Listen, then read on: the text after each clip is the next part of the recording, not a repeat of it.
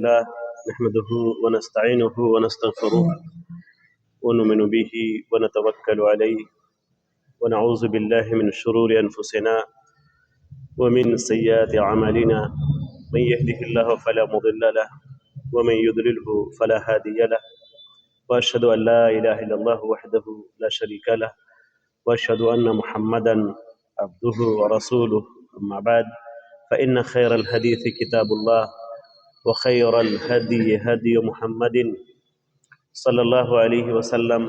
وشر الأمور محدثاتها وكل محدثة بدعة وكل بدعة ضلالة والضلالة في النار. قال الله تبارك وتعالى في كلامه المجيد: أعوذ بالله السميع العليم من الشيطان الرجيم. بسم الله الرحمن الرحيم. إن الدين عند الله الإسلام. وقال تعالى في موضع آخر: شهر رمضان الذي أنزل فيه القرآن هدى للناس وبينات من الهدى والفرقان. وقال تعالى في موضع آخر: يا أيها الذين آمنوا كتب عليكم الصيام كما كتب على الذين من قبلكم لعلكم تتقون. ہر طرح کی تعریف، توصیف، بڑائی اور کبریائی لائق و سزاوار ہے پروردگار عالم کے لیے، جو ہم سب کا خالق ہے، جو ہم سب کا مالک ہے، جو ہم سب کا رازق ہے، جس نے ہمیں پیدا کیا، جس نے ہمیں رمضان المبارک جیسا عظیم بابرکت والا مہینہ عطا کیا، جس نے ہمیں قرآن کریم جیسی عظیم کتاب دی، جس نے ہمیں آخری نبی جناب محمد رسول اللہ صلی اللہ علیہ وسلم کی شکل میں ہمیں عطا کیا، جس نے ہمیں یہ پیارا دین دیا، پھر جس کی طرف لوٹ کر جانا ہے، اور اسی طرح سے بے شمار درود اور سلام ہو جناب محمد رسول اللہ صلی اللہ علیہ وسلم پر، جو آخری نبی ہیں، آخری رسول ہیں، اور آدم کی تمام اولاد کے سردار ہیں، ان پر، اور ہمیں فخر ہے کہ آپ اور ہم اس نبی کے ماننے والے ہیں۔ ہم اور آپ اچھی طرح جانتے ہیں کہ ہم لوگ رمضان المبارک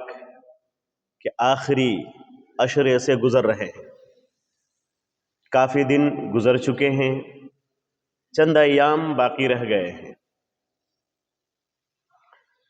یہ مہینہ رمضان المبارک کا مہینہ متقیوں کے لیے، نیک لوگوں کے لیے، پرہیزگاروں کے لیے، مومنین کے لیے، جن کے سینے میں دل ہے اور اس کا دل اللہ کے لیے دھڑکتا ہے، ایسے لوگوں کے لیے یہ مہینہ ایک اس گیسٹ کی طرح ہے، اس مہمان کی طرح ہے کہ انسان مدتوں سے اس کا انتظار کرتا ہے کہ کاش وہ میرے گھر آتے۔ اور انسان کو جب خبر لگتی ہے کہ وہ مہمان، وہ گیسٹ آنے والا ہے، جس کی ہمیں چاہت ہے، جس کے آنے سے مجھے خوشی ہوگی، جس کے آنے سے گھر میں رونق بڑھے گی، خوشی بڑھے گی، میرا نام ہوگا فلاں مہمان گھر آئے ہیں، تو اس کے لیے جب خبر ہوتی ہے تو تیاری کرتا ہے آدمی، تیاری میں بزی ہوتا ہے، اور پھر وہ مہمان گھر پہنچتا ہے، اور جتنا ٹائم اس کو رکنا ہے وہ رکتا ہے، اور پھر روانہ ہو جاتا ہے۔ تو گھر والے کو یہ لگتا ہے کہ ابھی آیا اور ابھی چلا گیا، ابھی آیا اور ابھی چلا گیا، کاش 2-4 گھنٹے اور رکتے، کچھ اور باتیں ہوتی، کچھ اور میں ان کی مہمان نوازی کرتا، کیسے ٹائم گزر گیا، میں نے تو فلاں فلاں سامان اور کھلانے کے لیے رکھا تھا وہ تو بھول ہی گیا۔ یہ انسان سوچتا ہے، اور سوچتا ہے کاش تھوڑا سا اور ٹائم بچتا ان کے پاس، تو اور میں ان سے کچھ باتیں کرتا، خوشی ہوتی، پھر ان کو روانہ کرتا۔ لیکن اس کے برعکس کوئی مہمان تو اچھا ہے، لیکن کچھ گھر والے ایسے ہوتے ہیں کہ کیوں آ گیا بلا وجہ۔ ایک تو ان کے گھر آنے کی وجہ سے تکلیف ہوتی ہے، کیوں آ گیا، اور جب تک وہ گھر میں ہے بیٹھا ہوا، با دل ناخواستہ، دل نہیں چاہتا ہے، تب بھی شرم کی وجہ سے لوگ کیا کہیں گے، یہ مہمان خود کیا کہے گا، تو اس کی وجہ سے کھانا تو تیار کر دیتا ہے، سامان دے دیتا ہے، پانی کھانا سب کچھ دیتا ہے، چیئر لگا دیتا ہے، کرسی لگا دیتا ہے، وقت پر کھانا کھلا دیتا ہے، لیکن اندر اندر وہ اپنے آپ کو کوستا رہتا ہے کہ کب جائے گا، کب جائے گا، کب جائے گا، اور جو ہی چلا جاتا ہے تو خوشی کا اظہار کرتا ہے۔ میرے بھائیو، یہی حال مسلمانوں کا ہے۔ مسلمانوں میں دو طرح کے لوگ ہیں۔ ایک ہمارے وہ نوجوان اور وہ احباب ہیں جو رمضان المبارک کے آنے سے 2 مہینہ پہلے سے، 1 مہینہ پہلے سے، 15 دن پہلے سے انتظار کرتے ہیں کب یہ رمضان المبارک کا مہینہ آئے گا، مزہ آ جائے گا، گھر میں رونقیں بڑھیں گی، افطار کا سامان خرید کے لائیں گے، قرآن کریم کو پڑھیں گے، سنیں گے،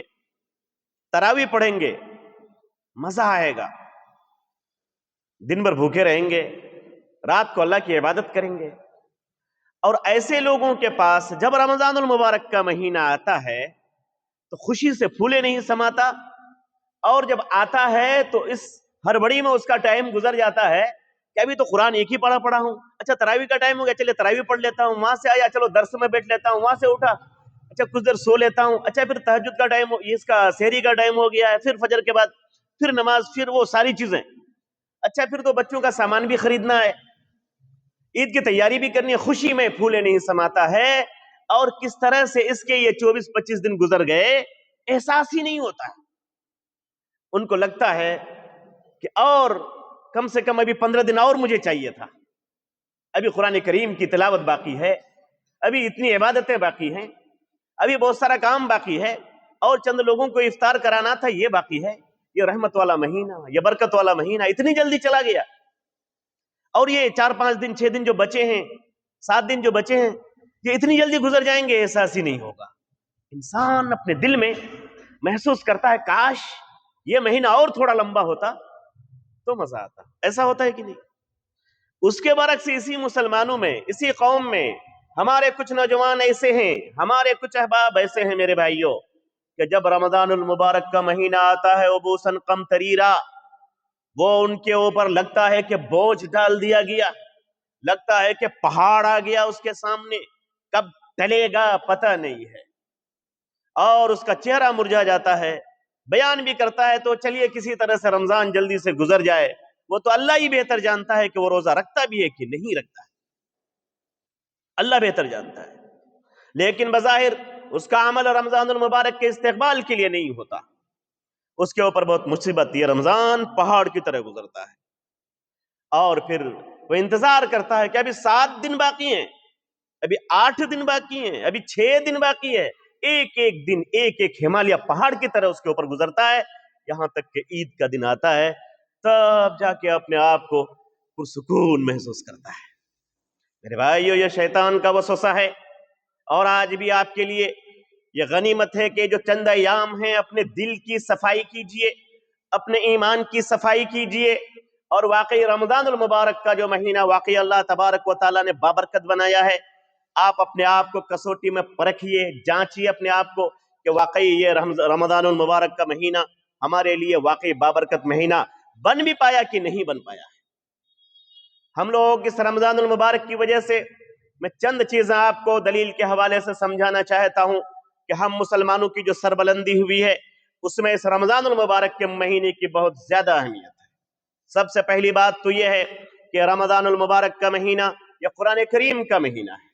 اللہ تبارک و تعالیٰ نے اسی مہینے میں قرآن کریم کو نازل کیا تھا۔ میں کوئی نئی بات نہیں بتلا رہا ہوں، آپ نے یہ ساری باتیں بار بار سنی ہوں گی، لیکن میں آج ریمائنڈ کرنا چاہتا ہوں، اور آخری ایام میں آج بھی جو غافل ہیں میں ان کو بتلانا چاہتا ہوں کہ آخری ایام میں بھی آپ سدھر جائیے، اور جو لوگ واقعی رمضان سے لطف اندوز ہو رہے ہیں میں ان کو بشارتیں سنانا چاہتا ہوں کہ واقعی آپ نے رمضان المبارک کی نعمتوں سے اپنے دامن کو سجا لیا ہے، اس دنیا میں بھی آپ کو خوشخبری ہے اور آخرت میں بھی خوشخبری ہے۔ یہ مہینہ رمضان المبارک کا مہینہ در حقیقت قرآن کریم کا مہینہ ہے۔ شہر رمضان الذی انزل فیہ القرآن ھدی للناس وبینات من الہدی والفرقان۔ اے لوگو، اے مانو جاتی، کان کھول کر کے سن لو، یہ مہینہ عام 11 مہینوں کی طرح نہیں ہے، بلکہ یہ مہینہ قرآن کریم کا مہینہ ہے۔ اسی مہینے میں ایک رات ہے جس کا نام لیلۃ القدر ہے، اسی میں اللہ تبارک و تعالیٰ نے اس قرآن کریم کو عرش سے سمائے دنیا پر نازل کیا۔ یہ جو اسکائی ہم دیکھ رہے ہیں، یہ جو آکاش ہم دیکھ رہے ہیں، آسمان جو ہمارے سر کے اوپر ہے، یہ پہلا آسمان ہے۔ اللہ تبارک و تعالیٰ نے عرش معلیٰ سے اللہ تبارک و تعالیٰ نے عرش معلیٰ سے اس قرآن کریم کو سمائے دنیا پر لا دیا، اور پھر وہاں سے کبھی ایک آیت، کبھی 2 آیت، کبھی 3 آیت، کبھی ایک چھوٹی سورت، کبھی چند آیتیں حضرت جبرائیل کے ذریعہ پیارے نبی جناب محمد رسول اللہ صلی اللہ علیہ وسلم کے قلب اطہر پر نازل کرتے تھے۔ پیارے نبی صلی اللہ علیہ وسلم اپنے صحابہ کے ساتھ بیٹھے ہوتے تھے، اس میں کاتبین وحی بھی ہوتے تھے جو قرآن کریم کو لکھنے کے لیے بیٹھے رہتے تھے، ہاتھ میں قلم ہوتا تھا، اور کاغذ اس طرح کا پیپر اس زمانے میں نہیں تھا، تو صحابہ بیٹھے ہوتے تھے، ہاتھ میں چمڑا ہوتا تھا سوکھا ہوا، پتا ہوتا تھا سوکھا ہوا، لکڑی تختی ہوتی تھی سوکھی ہوئی، اگر کچھ نہیں ہوتا تو کوئی پتھر ہوتا، پتھر کو یہ صحابہ لے کے بیٹھے رہتے، چمڑیوں کو لے کے بیٹھے رہتے، پتوں کو لے کے بیٹھے رہتے۔ پیارے نبی صلی اللہ علیہ وسلم کو احساس ہوتا کہ جبرائیل آنے والے ہیں یا آ گئے ہیں، جرس گھنٹی کی آواز سنائی دیتی پیارے نبی صلی اللہ علیہ وسلم کو، تو محسوس ہوتا کہ قرآن کریم کی آیت اترنے والی ہے، آپ کا جسم بھاری ہو جاتا، پیر بھاری ہو جاتا، کافی بوجھل ہو جاتا، جرس کی آواز سنائی دیتی، پھر آپ صلی اللہ علیہ وسلم پر حضرت جبرائیل امین قرآن کریم کو پڑھتے، بھنبھناہٹ کی آواز آتی، پیارے نبی صلی اللہ علیہ وسلم پھر اس کو دہراتے، اور جب حضرت جبرائیل سے آپ کا قرآن وہ آیتیں مکمل ہو جاتی، قرآن کا وہ حصہ مکمل ہو جاتا، پیارے نبی کو ازبر ہو جاتا، تو پھر پیارے نبی صلی اللہ علیہ وسلم اپنے صحابہ سے جو کاتبین وحی تھے، کاتب مطلب لکھنے والا، جو کاتبین وحی کا معنی قرآن جو اللہ کی طرف سے نازل ہوا اس کو وحی کہا جاتا ہے، تو کاتبین جو وحی تھے تو یہ لوگ پھر اللہ کے رسول ان لوگوں کو بتاتے تھے، کہتے تھے کہ اس کو لکھیے، پھر وہ صحابہ اس کو لکھتے تھے، ان چمڑوں میں، ان پتھروں میں، ان پیپروں، ان کیا کہتے ہیں کہ جو اس وقت چمڑے کے جو پیپر بنائے جاتے تھے ان ساری چیزوں میں یہ قرآن کریم لکھا جاتا تھا۔ اس کے بعد پھر پیارے نبی کہتے تھے کہ دیکھو یہ آیت جو ابھی نازل ہوئی ہے فلاں پارہ میں رکھنا ہے، فلاں صورت میں رکھنا ہے، فلاں آیت سے پہلے رکھنا ہے، فلاں آیت کے بعد رکھنا ہے۔ تو یہ قرآن کریم ویسے ہی ایک مہینے میں نہیں، ایک سال میں نہیں، 23 ایئرس کمپلیٹلی، مکمل 23 سال میں قرآن کریم نازل ہوا، اور حسب ضرورت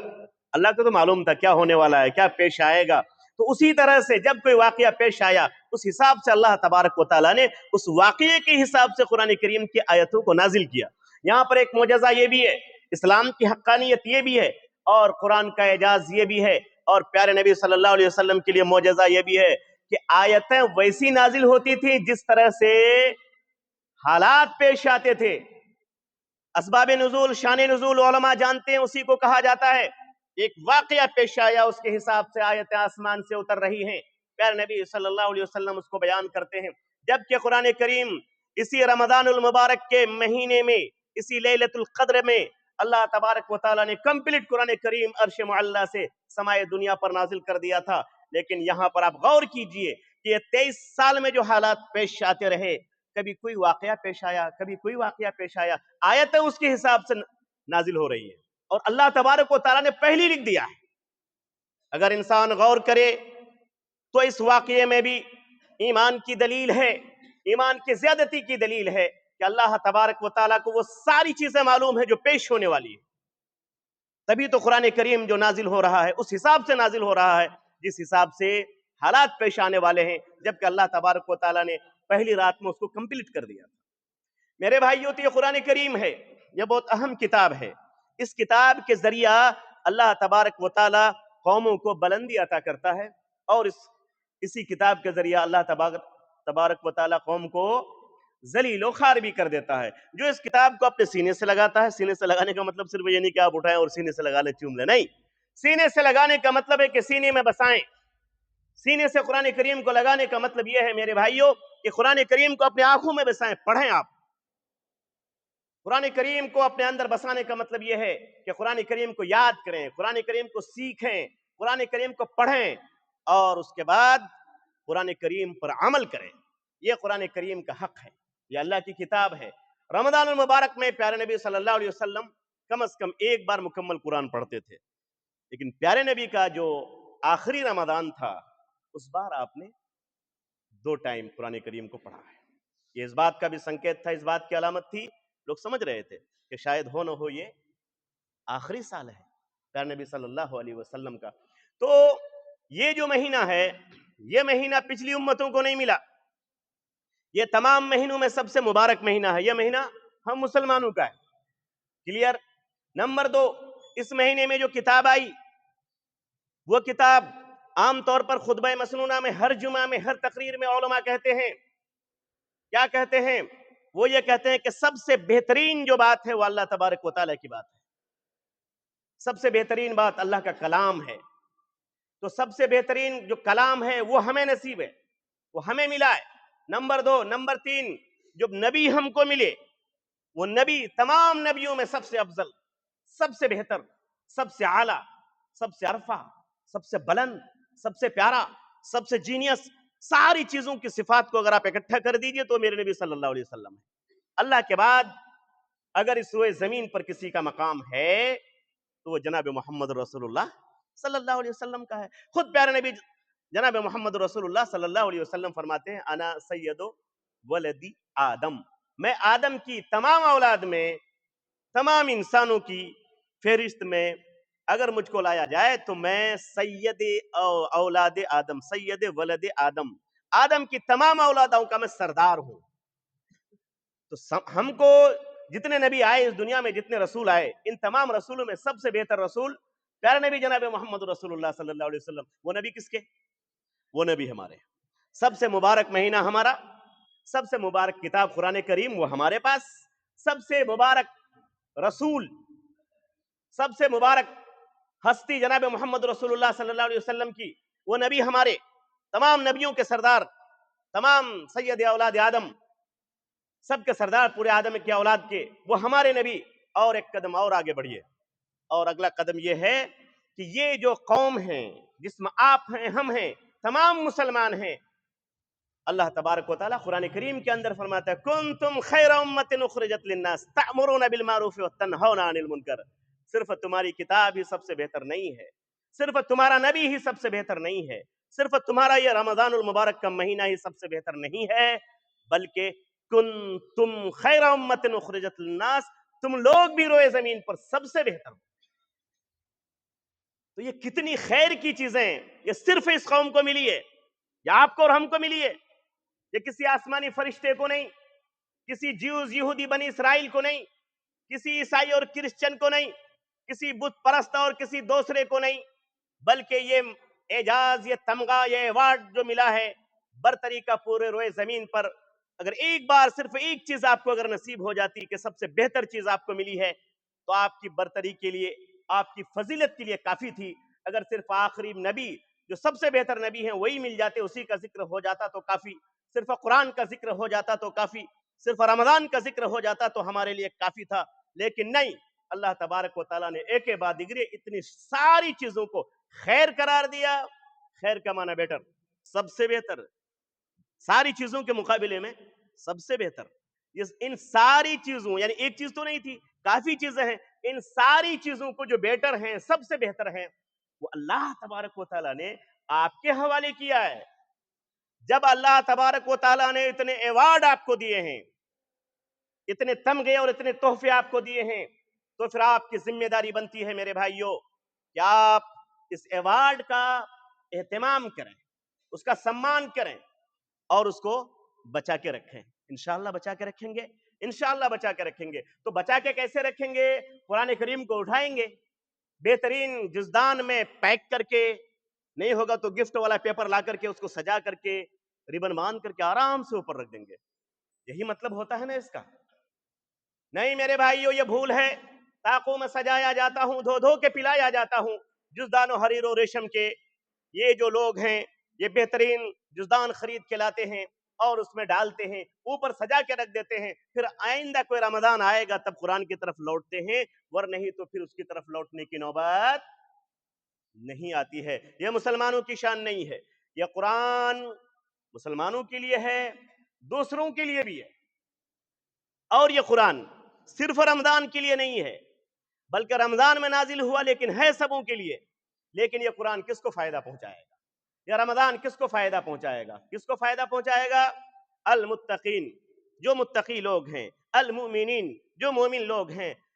یہ خاص طور پر مومن اور متقی جو لوگ ہیں اس کو یہ قرآن فائدہ پہنچائے گا، اس کو یہ رمضان فائدہ پہنچائے گا۔ اور جو لوگ متقی نہیں ہیں، جو لوگ مومنین نہیں ہیں، ایک نہیں 1000 بار اگر اس کے گھر میں رمضان المبارک کا مہینہ آئے، اس کی زندگی میں آئے، اور اس کے گھر میں ایک قرآن نہیں 1,00,000 قرآن کریم کے نسخے اس کے گھر میں سجائے کے رکھے ہوئے ہیں، لیکن کوئی فائدہ ہونے والا نہیں ہے جب تک دل کی غلاظتوں کو انسان دھل کے نکال نہیں دیتا، جب تک دل کو ہلکا نہیں کر لیتا اس رمضان المبارک کے لیے اور اس قرآن کے لیے، تب تک یہ قرآن فائدہ پہنچانے والا نہیں ہے۔ ایک دم کلیئر کٹ ہے۔ تو آپ اور ہم اگر چاہتے ہیں کہ رمضان المبارک اور اس قرآن کریم سے فائدہ اٹھائیں تو ضروری ہے کہ قرآن کریم کو اس کا حق ادا کریں۔ اور آپ کو اچھی طرح معلوم ہے، بار بار آپ علماء کرام سے سنتے ہیں کہ قرآن کریم کی اگر آپ ایک آیت کو پڑھیں گے، ایک آیت تو اس کے اوپر 10 نیکی ہے۔ پیارے نبی فرماتے ہیں کہ الف حرف ولام حرف ومیم حرف۔ میں یہ نہیں کہتا کہ الف لام میم ایک حرف ہے، بلکہ الف حرف ولام حرف ومیم حرف۔ الف ایک حرف ہے، لام ایک حرف ہے اور میم ایک حرف ہے۔ آپ کی زبان سے یہ 3 الفاظ نکلے اور ادھر 30 نیکیاں آپ کے خاتے میں لکھ دی گئی۔ یہ قرآن کریم ہے، یہ اس کا اعجاز ہے۔ اسی طرح سے قرآن کریم جو اس دنیا میں اپنی زندگی میں قرآن کریم کو باقی رکھے گا، قرآن کریم سے دوستی کرے گا، قرآن کریم کو اپنا دوست بنائے گا، اپنا فرینڈ بنائے گا، آپ کو معلوم ہے کیا ہوگا؟ آپ نے دنیا میں کسی کو فرینڈ بنایا ہے، دوست بنایا ہے، آپ کی موت کے بعد سب سے پہلے اعلان کرنے والا آپ کا دوست ہوگا کہ فلاں بھائی انتقال کر گئے ہیں، فلاں صاحب انتقال کر گئے ہیں، جلدی سے آئیے، تاخیر نہیں ہونی چاہیے، جلدی سے آئیے، اس کو قبر کے حوالے کیجیے۔ آپ کا دوست ہے، آپ کی میت ہوتی ہے میرے بھائی، آپ کا دوست آپ کے گھر میں آتا ہے اور آ کر کے سب سے پہلے آپ کا نام بھول جاتا ہے۔ وہ لوگ اسے یہ نہیں پوچھتا عبد الکریم کہاں ہے، عبد الرحمن کہاں ہے، وہ میرا جگری دوست کہاں ہے، نہیں پوچھتا، بلکہ وہ یہ پوچھتا ہے کہ میت کہاں ہے، لاش کہاں ہے، کدھر رکھی ہوئی ہے۔ یہ دنیا کے وہ دوست ہیں، وہ یار ہیں، وہ بندو ہیں جس کی وجہ سے آپ کبھی اپنی ماں کو بھلا دیتے ہیں، اپنے باپ کو بھلا دیتے ہیں، دین کو بھلا دیتے ہیں، دوست کے چکر میں آپ کبھی نمازوں کو ترک کر دیتے ہیں، تراویح چھوڑ کے نکل جاتے ہیں، قرآن کے لیے آپ کے پاس ٹائم نہیں۔ میرے بھائی یہ دوست ہیں، جب آپ کی لاش ہوتی ہے سب سے پہلے کندھا دے کر کے قبر کے حوالے کرنے کے لیے تیار ہوتے ہیں اور پھر آپ کو وہ بھول جاتے ہیں۔ لیکن یہ قرآن کریم، آؤ اس کو دوست بناؤ، آؤ اس کو اپنے دل کی باتیں کہو اور ان سے سنو۔ یہ قرآن کریم آپ کے پاس اس دنیا میں چھوڑ کے جانے والا نہیں ہے۔ قبر میں آپ ڈالے جائیں گے، اگر عذاب کا فرشتہ آئے گا یا آپ کا دوست، اگر دنیا میں آپ نے اس قرآن کو اپنا دوست بنایا ہے، نہ بیوی آئے گی، نہ بیٹا آئے گا، نہ بچے آئیں گے، نہ آپ کے یار اور فرینڈ اور دوست آئیں گے، کہ قرآن کریم آئے گا اور بولے گا قرآن کریم، جس نے مجھے دنیا میں دوست بنا رکھا تھا، اے عذاب تو دور رہ، اللہ تبارک و تعالیٰ نے مجھے یہ اجازت دی ہے کہ میں تمہارے اور اپنے اس دوست کے درمیان حائل ہو جاؤں، روک دوں۔ یہ قرآن کریم ہے۔ اتنا ہی نہیں بلکہ کل قیامت کا میدان ہوگا، آپ کے گناہ بہت زیادہ ہو جائیں گے، انسان ہیں، ہو سکتے ہیں گناہ، اور اسی طرح سے نیکیاں کم پڑ جائیں گی۔ اللہ تبارک و تعالیٰ کے فرشتے آئیں گے، حساب و کتاب کریں گے، آپ کے نام اعمال کو دیکھا جائے گا، ٹیسٹ لیا جائے گا، جانچا جائے گا، اور آپ کے کھاتے میں لکھ دیا جائے گا کہ اس کو جہنم میں دھکیلا جائے۔ اس وقت اللہ کا یہ کلام واقعی دنیا میں اگر آپ نے اس کو اپنے سینے سے لگا کے رکھا تھا، رمضان میں اس کا حق ادا کیا تھا، آپ نے اس کو پڑھا تھا، اس پر غور کیا تھا، اس سے محبت کی تھی، تو کل قیامت کے میدان میں بھی یہ قرآن کریم آئے گا اور اس عذاب کو روکے گا، سفارش کرے گا آپ کی، اور اس عذاب سے بچا کر کے جنت کا راستہ آپ کے لیے ہمارا۔ اس سے بہترین دوست آپ کا اور کون ہو سکتا ہے میرے بھائی؟ لیکن افسوس کی بات یہ ہے کہ واز تو سنتے ہیں لیکن ہم عمل کرتے نہیں، واز تو سنتے ہیں لیکن واز مانا تقریر، واز تو سنتے ہیں لیکن ہم عمل کرتے نہیں، گر عمل کرتے تو ہم پر دن برے آتے نہیں۔ یہ جو بہترین قرآن کریم ہمارے پاس ہے، جو اس دنیا میں بھی کام آنے والی کتاب ہے، مرنے کے بعد قبر میں بھی اور اس کے بعد آخرت میں بھی کام آنے والی کتاب ہے، ہم اس کو فراموش کر جاتے ہیں۔ ہم عہد کریں کہ ہم اس قرآن کریم کو، یہ رمضان المبارک کا مہینہ جا رہا ہے، ہمیں افسوس ہونا چاہیے اس بات پر کہ ہم نے اس کا جو حق تھا ہم اب تک ادا نہیں کر پائے۔ تو اب جو ایام بچے ہوئے ہیں، افسوس کی بات یہ ہے میرے نوجوان بھائی اور میرے بزرگوں، مجھے معاف کرنا، ایک سخت بات میں کہنے جا رہا ہوں، اور وہ یہ ہے، یہ جو آخری رمضان المبارک کا جو آخری عشرہ آتا تھا، 3 حصے میں بانٹیے، اگلا پہلے کے 10 دن، پھر دوسرے بیچ کے 10 دن اور آخری کے 10 دن، جب یہ 10 دن آخری کے آتے تھے، پیارے نبی جناب محمد رسول اللہ صلی اللہ علیہ وسلم اپنا کمر کس لیتے تھے، اپنی کمر کس لیتے تھے، یعنی پوری تیاری کر لیتے تھے، اور کیا کرتے تھے، گھر والوں کو جگاتے تھے، تم لوگ بھی عبادت کرو، میری بیوی تم بھی عبادت کرو، بچے تم لوگ بھی عبادت کرو، میرے بھائی دوستو تم لوگ بھی عبادت کرو، خود عبادت کرتے، دوسروں کو جگاتے تھے، اور کیا کرتے تھے، آپ صلی اللہ علیہ وسلم مسجد کو پکڑ لیتے تھے، اعتکاف کرتے تھے، پیارے نبی صلی اللہ علیہ وسلم زیادہ سے زیادہ عبادت کرتے تھے، اس آخری میں ایام میں اللہ کو زیادہ یاد کرتے، قرآن زیادہ پڑھتے، مسجد سے زیادہ جڑ جاتے تھے۔ ہم مسلمان ماشاءاللہ کیا کرتے ہیں، ہم مسلمان یہ 20 دن کے ایام تو ماشاءاللہ جیسے تیسے گزر جاتے ہیں، اور جب یہ آخری ایام آتا ہے، آج فلاں کے ہاں دعوت ہے وہاں جانا ہے، پرسوں وہاں جانا ہے، اچھا ہم کو آج دعوت کرنی ہے، میں سمجھ نہیں پاتا ہوں کہ یہ رمضان المبارک میں افطار کرانا تو واقعی کار ثواب ہے، نیکیاں ہیں، واقعی نیکیاں ہیں، آپ جتنے لوگوں کو افطار کرائیں گے اتنی نیکی ان کو بھی ملے گی جو روزہ کھول رہا ہے آپ کے ہاں، اور جتنے لوگوں نے روزہ کھولا ہے اتنی نیکی روزہ کرانے والے کو بھی ملے گی، صحیح حدیث سے ثابت ہے، کوئی دو رائے نہیں، لیکن میں یہ نہیں سمجھ پاتا ہوں کہ یہ مکمل 20 دن گزر جاتے ہیں، پہلے کسی کو فرصت ہی نہیں ہوتی ہے، لگتا ہے کہ ساری نیکیاں صرف انہی آخری ایام میں لا کے رکھ دی گئی ہیں۔ ارے بھائی یہ آخری ایام آپ کی عبادت کے لیے، لیلۃ القدر اسی آخری ایام کے طاق راتوں میں سے ایک رات میں ہے، یا تو 21 میں یا 23 میں یا 25 میں یا 27 میں یا 29 میں، تو ان راتوں میں زیادہ عبادت کرنا چاہیے، تو ہم لوگ عبادت کو ہلکا کر لیتے ہیں، کتنا ہلکا کر لیتے ہیں کہ افطار کی دعوت بھی دینی ہے تو آخری پہلے کے ایام میں نہیں، انہی ایام میں، نمبر 1، نمبر 2 دوست احباب بھی اسی ایام میں کرتے ہیں، اب انسان بزی ہو کے ان کے یہاں نہیں جائے گا تو ناراض ہو جائے گا، مجبوراً جانا پڑتا ہے، نمبر 2، نمبر 3 جو بہت ہی افسوسناک ہے، بچوں کا اگر کپڑا ہی خریدنا ہے، رشتہ داروں کے لیے مارکیٹنگ ہی کرنی ہے، تو یہی آخری اشرا ضروری ہے کیا؟ یہ افسوسناک مقام ہے کہ آج تقریباً پورے ہندوستان میں اور بر صغیر میں عام طور پر مسلمانوں کی یہ حالت ہے، اور تمام مسلمانوں کی بلا تفریق مسلک یہ عام طور پر رجحان بنا ہوا ہے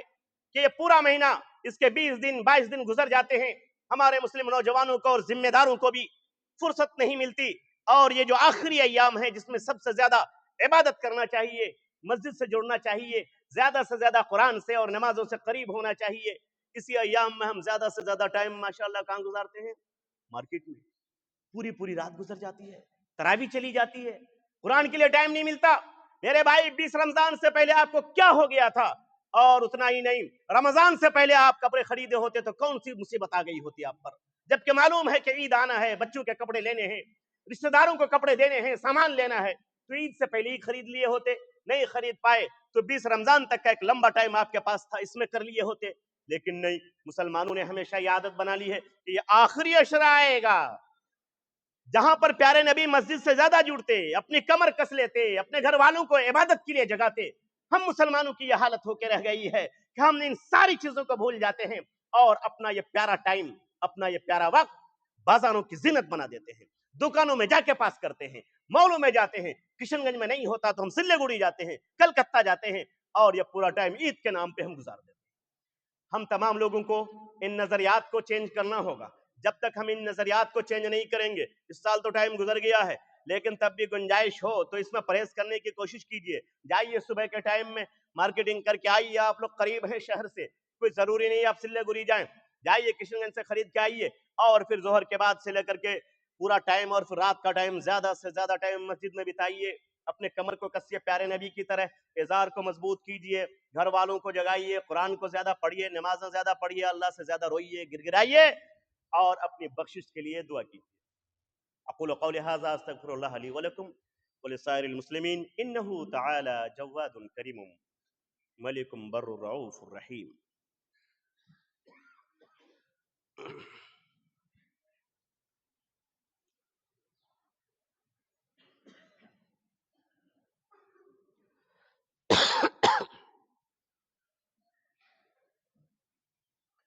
ان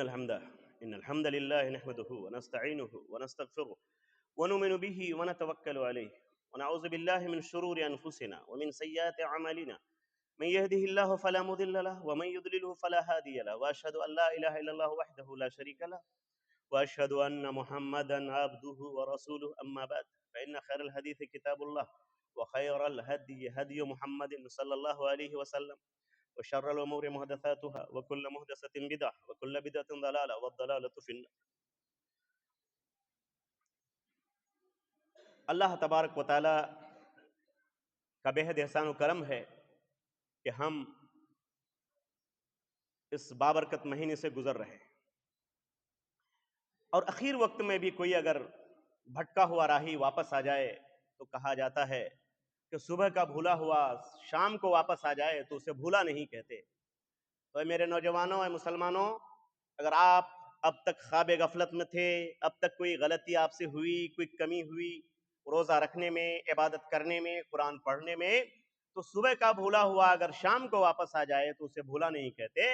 تو جو غلطیاں ہوئی اس پر ندامت کیجئے، آنسو بہائیے، اللہ کے دربار میں آئیے، روئیے، گڑگڑائیے اور اللہ سے کہیے تنہائی میں، یا اللہ مجھ سے غلطی ہوئی ہے، تو معاف کر دے۔ تو اللہ تبارک و تعالیٰ کہتا ہے کہ واقعی خیر الخطائین التوابون، جو بندہ میرے پاس آتا ہے، روتا ہے، اپنے کیے پر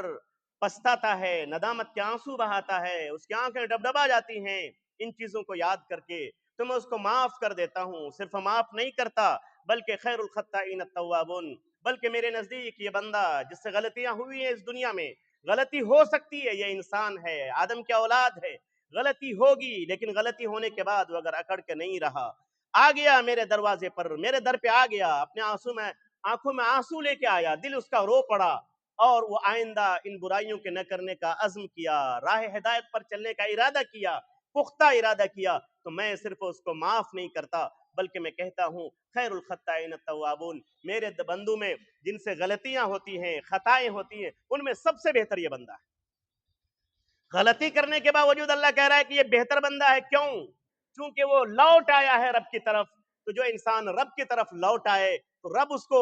اٹھا لیتا ہے اور اس کو بلندیاں عطا کر دیتا ہے۔ تو اب تک اگر ہم سے کوئی غلطی ہوئی ہے، کمی رہ گئی ہے عبادتوں میں، قرآن کی تلاوت میں یا کسی اور چیز میں، تو اللہ کے واسطے دل کو صاف کیجئے، اللہ کے پاس لوٹ کے آئیے، روئیے، گڑ گڑائیے، توبہ کیجئے، استغفار کیجئے، اور باقی جو ایام ہیں اس کو صحیح سے گزارنے کی کوشش کیجئے۔ نمبر ایک۔ نمبر دو،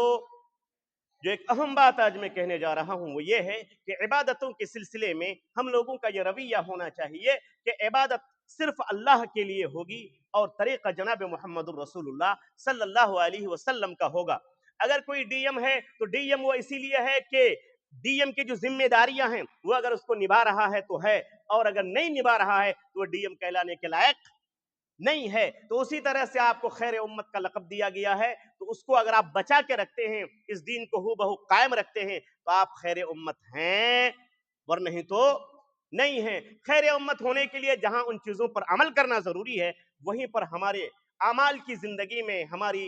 ورکنگ لائف میں یہ ضروری ہے کہ ہم سارے کام کو صرف اللہ کے لیے کریں۔ اور کیا کریں؟ جناب محمد رسول اللہ صلی اللہ علیہ وسلم کا طریقہ اپنائیں۔ اس لیے میں کہتا ہوں عبادت اللہ کے لیے،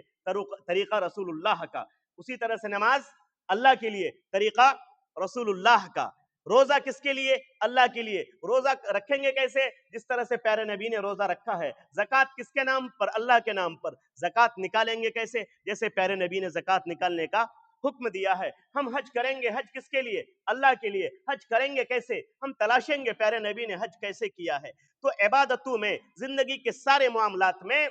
خلوص للہیت کے ساتھ ہمارا یہ عقیدہ ہونا چاہیے کہ ہماری ساری عبادتیں، قل ان صلاتی ونسکی ومحیایا ومماتی للہ رب العالمین، ہماری ساری چیزیں وہ صرف پروردگار عالم کے لیے، اور طریقہ صرف رسول اللہ صلی اللہ علیہ وسلم کا۔ بنیادی چیز،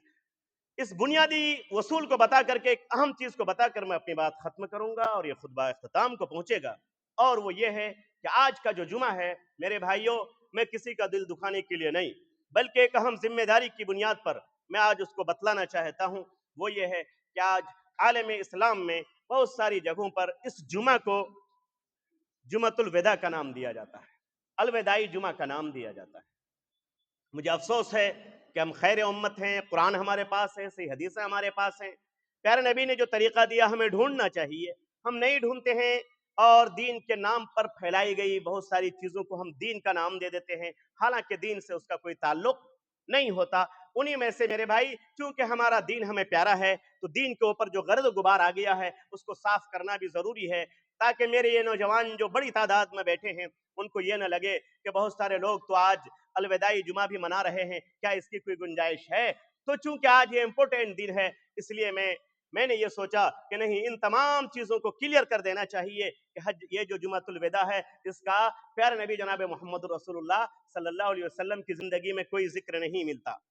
صحابہ کی زندگی میں کوئی ذکر نہیں ملتا، ائمہ کی زندگی میں کوئی ذکر نہیں ملتا، تابعین کی زندگی میں کوئی ذکر نہیں ملتا، تابعین کی زندگی میں بھی کوئی ذکر نہیں ملتا ہے۔ صرف ایک بار حجۃ الوداع کو حجۃ الوداع کہا جاتا ہے،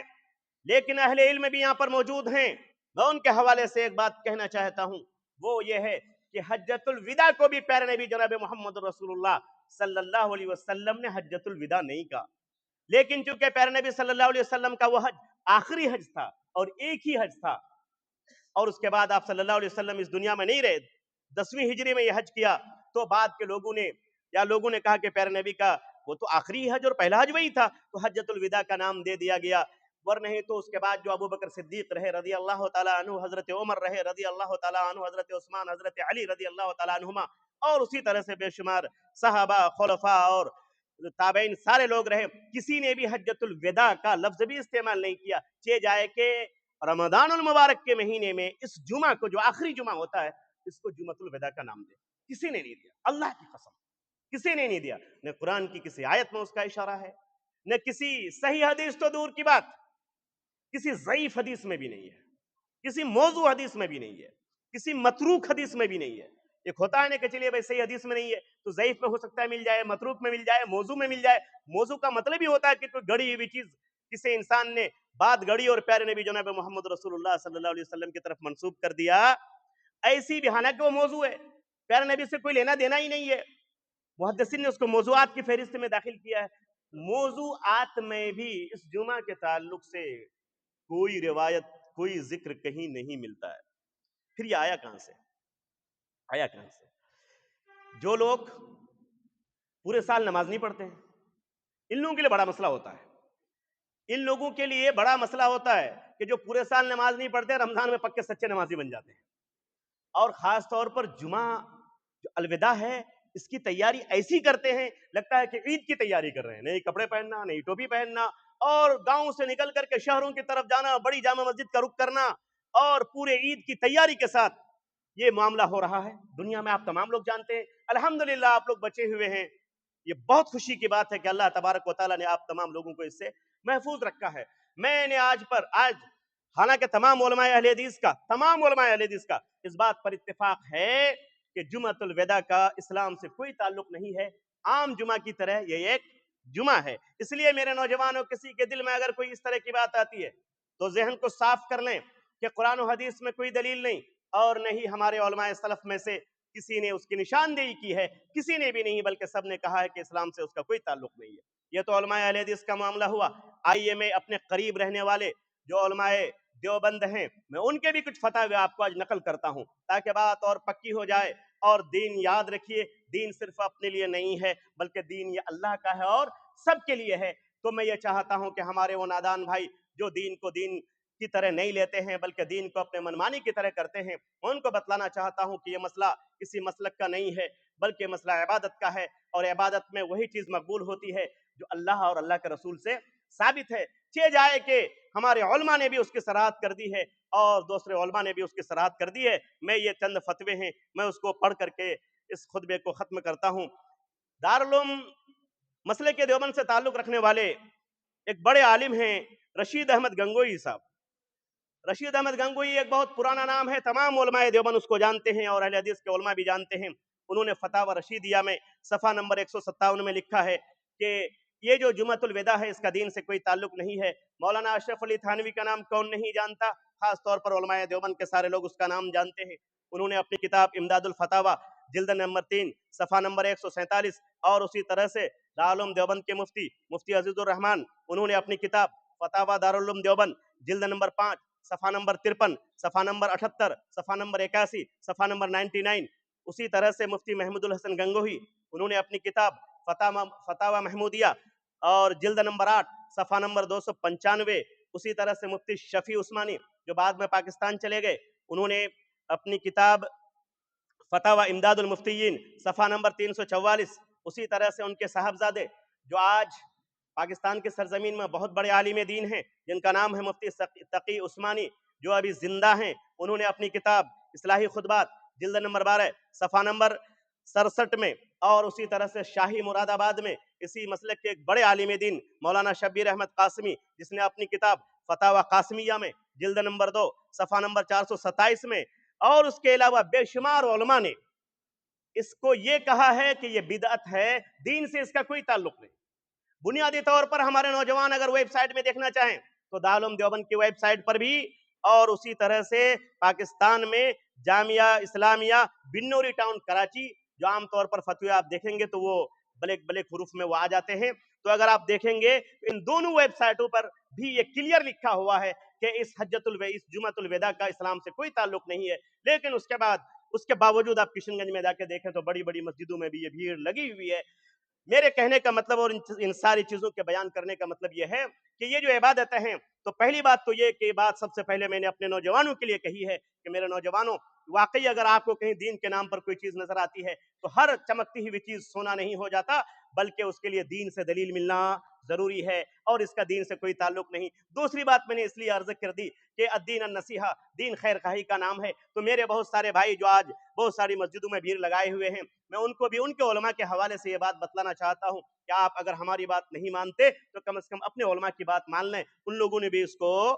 بدعت کہا ہے اور دین سے اس کا کوئی تعلق نہیں کہا ہے۔ آخری بات، پیارے نبی صلی اللہ علیہ وسلم نے یہ فرمایا، من احدث فی امرنا ھذا ما لیس منہ فہو رد، یہ بخاری اور مسلم کی روایت ہے، تمام علماء جانتے ہیں، پیارے نبی صلی اللہ علیہ وسلم فرماتے ہیں کہ جس نے میرے دین میں کوئی نئی بات پیدا کی اور اس پر کوئی دلیل نہیں ہو تو وہ بات مردود ہو جاتی ہے۔ اللہ تبارک و تعالی ہم تمام لوگوں کو کہنے سننے سے زیادہ اس پر عمل کرنے کی توفیق عطا فرمائے۔ ان اللہ و ملائکتہ یصلون علی النبی یا ایھا الذین آمنوا صلوا علیہ وسلموا تسلیما۔ اللهم صل على محمد وعلى ال محمد كما صليت على ابراهيم وعلى ال ابراهيم انك حميد مجيد، اللهم بارك على محمد وعلى ال محمد كما باركت على ابراهيم وعلى ال ابراهيم انك حميد مجيد۔